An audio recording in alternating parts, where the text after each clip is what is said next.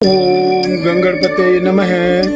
बसंत ज्ञान सागर में आप सभी दोस्तों का स्वागत है। तो आइए आज हम सभी जानते हैं ऋषि भृंगी कौन थे, माता पार्वती से क्यों मांगनी पड़ी क्षमा। भृंगी ऋषि की कथा। ऋषियों में से एक ऋषि भृंगी थे। वो स्त्रियों को तुच्छ समझते थे और शिव जी को गुरु तुल्य मानते थे, किंतु माँ पार्वती को अनदेखा करते थे। एक तरह से वे माँ को भी आम स्त्रियों की तरह साधारण और तुच्छ ही समझते थे। महादेव भृंगी के इस भाव से चिंतित और खिन्न थे। एक दिन शिव जी ने माता पार्वती से कहा, आज ज्ञान सभा में आप भी चलें।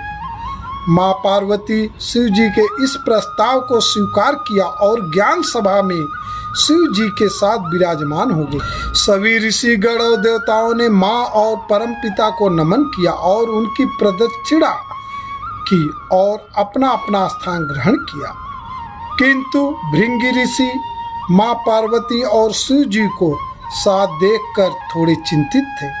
उन्हें समझ में नहीं आ रहा था कि वे शिव जी की प्रदक्षिणा कैसे करें। बहुत विचारने के बाद भृंगी ने महादेव जी से कहा कि वे अलग खड़े हो जाएं।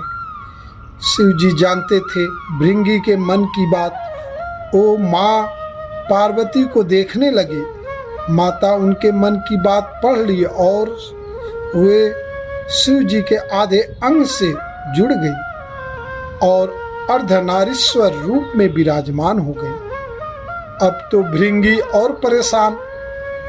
कुछ पल सोचने के बाद भृंगी ने एक राह निकाली। भौरे का रूप लेकर शिव जी के जटा की परिक्रमा की और अपने स्थान पर खड़े हो गए। माता पार्वती को भृंगी के ओछी सोच पर बहुत क्रोध आ गया। उन्होंने भृंगी से कहा, तुम्हें स्त्रियों से इतना ही परहेज है तो क्यों न तुम्हारे में से स्त्री शक्ति को पृथक कर दिया जाए। और माँ पार्वती ने भृंगी से स्त्रीत्व को अलग कर दिया। अब भृंगी न तो जीवितों में थे न मृत थे। उन्हें अपार पीड़ा हो रही थी। वो माँ पार्वती से क्षमा याचना करने लगे। तब शिव जी ने माँ से भृंगी को क्षमा करने को कहा। माँ पार्वती ने उन्हें क्षमा किया और बोली, संसार में स्त्री शक्ति के बिना कुछ भी नहीं है। बिना स्त्री के प्रकृति भी नहीं, पुरुष भी नहीं। दोनों का होना अनिवार्य है और जो स्त्रियों को सम्मान नहीं देता वो जीने का अधिकारी नहीं है। जब भी भगवान शिव के गणों की बात होती है तो उनमें नंदी, भृंगी, श्रृंगी इत्यादि का वर्णन आता है। भृंगी शिव के महान गण और तपस्वी हैं। भृंगी को 3 पैरों वाला गण कहा गया है। कवि तुलसीदास जी ने भगवान शिव जी का वर्णन करते हुए भृंगी के बारे में लिखा है, अर्थात शिव गणों में कोई बिना पैरों के तो कोई कई पैरों वाले थे। यहाँ कई पैरों वालों से तुलसीदास जी का अर्थ भृंगी से ही है। पुराणों में उन्हें एक महान ऋषि के रूप में दर्शाया गया है जिनके 3 पांव हैं। शिव पुराण में भी भृंगी को शिवगढ़ से पहले एक ऋषि और भगवान शिव के अनन्य भक्त के रूप में दर्शाया गया है। भृंगी को पुराणों में अपने धुन का पक्का बताया गया है। भगवान शिव में उनकी लगन इतनी अधिक थी कि अपनी उस भक्ति में उन्होंने स्वयं शिव पार्वती से भी आगे निकलने का प्रयास कर डाला। भृंगी का निवास स्थान पहले पृथ्वी पर बताया जाता था। उन्होंने भी नंदी की भांति भगवान शिव की घोर तपस्या की। उसकी तपस्या से प्रसन्न होकर महादेव ने उसे दर्शन दिए और वर मांगने को कहा। तब भृंगी ने उनसे वर मांगा कि वे जब भी चाहें उन्हें महादेव का सानिध्य प्राप्त हो सके। ऐसा सुनकर महादेव ने उसे वरदान दिया कि वो जब भी चाहे कैलाश पर आ सकते हैं।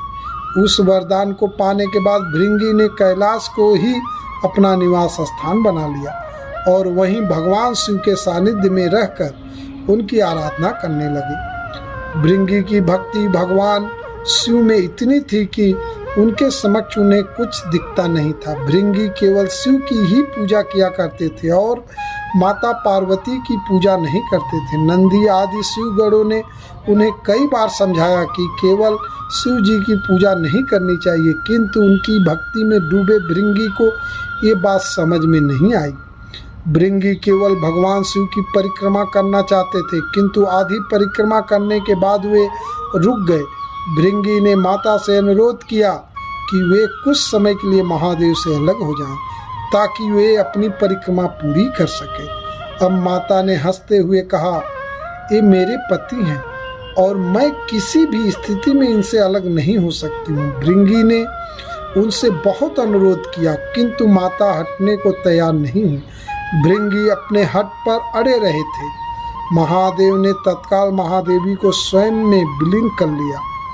उनका ये रूप ही प्रसिद्ध अर्धनारीश्वर रूप कहलाया, जो देवताओं के लिए भी दुर्लभ था। उनका ये रूप देखने के लिए देवता तो देवता स्वयं भगवान ब्रह्मा और नारायण वहाँ उपस्थित हो गए। भृंगी ने कीड़े का रूप धर महादेव के सिर पर परिक्रमा करनी चाहिए। तब माता पार्वती ने उन्हें शाप देकर उनके भीतर के स्त्री रूप को छिन्न भिन्न कर दिया। दयनीय स्थिति में आने के बाद माता पार्वती से क्षमा याचना की, दिनों की पूजा और परिक्रमा की। तब महादेव के अनुरोध पर माता पार्वती अपना श्राप वापस लेने को तैयार हुई, किंतु भृंगी ने माता को ऐसा करने से रोक दिया। भृंगी ने कहा कि हे माता, आप कृपया मुझे ऐसा ही रहने दें, ताकि मुझे देखकर पूरे विश्व को यह ज्ञान होना चाहिए कि शिव और शक्ति एक ही है और नारी के बिना पुरुष पूर्ण नहीं होता।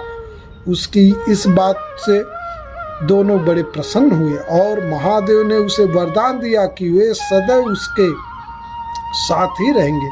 साथ ही भगवान शिव ने कहा कि चूंकि भृंगी उनकी आधी परिक्रमा ही कर पाया था, इसलिए आज से उनकी आधी परिक्रमा का ही विधान होगा।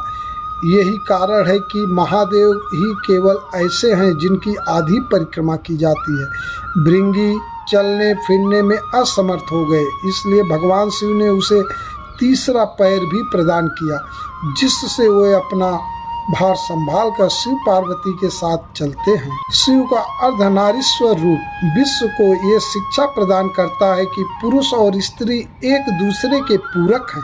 शक्ति के बिना तो शिव भी 100 के समान है। अर्धनारीश्वर रूप में माता पार्वती का वाम अंग में होना ये दर्शाता है कि पुरुष और स्त्री में स्त्री सदैव पुरुष से पहले आती हैं और स्त्री कारण माता का महत्व पिता से अधिक बताया गया है। तो दोस्तों, ये थी कथा। अगर आप सभी को अच्छी लगी हो तो कमेंट बॉक्स में हर हर महादेव जरूर लिखिए। हर हर महादेव।